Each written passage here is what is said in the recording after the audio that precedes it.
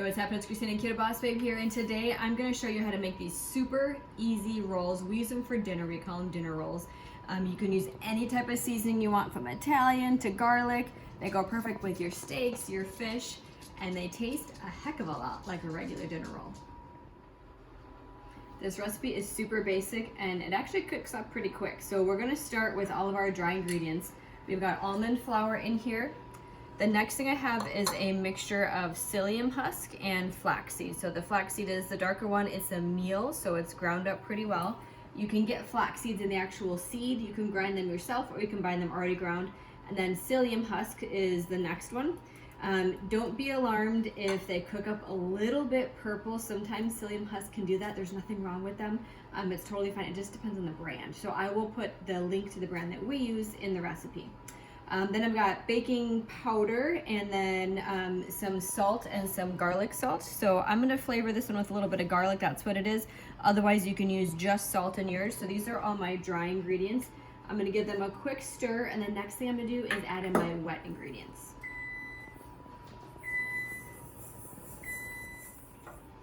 The next ingredient I'm adding in is some apple cider vinegar. We're gonna put in 2 teaspoons of that. And then we're going to add in the eggs. It's going to be 3 egg whites, which is nice because this is not an eggy recipe. Notice there's no cheese in here. It's not super heavy on the dairy, and it's not super heavy on the eggs, which makes this a recipe that a lot of people who aren't used to keto, they absolutely love it.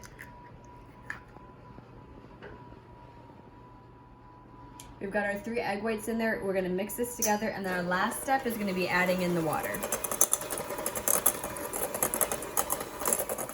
And the final step to mixing everything is just adding in the boiling water. Just pull this out.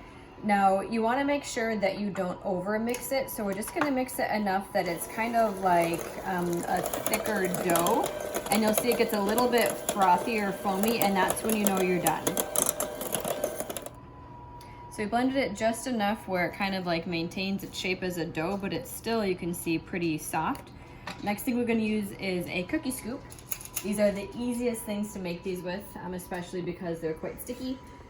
So we just take 1 scoop, and you'll notice that when you put them down, they actually do kind of hold their shape.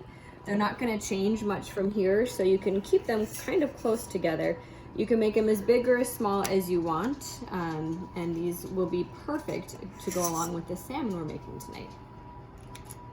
Okay, we've got them all served out here with our cookie scoop. I'm gonna throw them in the oven now for about 50 minutes at 350. We'll see what they taste like when they're done. So the timer just went off. When you pull them out, you wanna make sure they're just a little bit golden brown on top. It's a little bit harder to tell because of flaxseed meal, but they look perfect. We're gonna go ahead and let them cool and then have one to eat.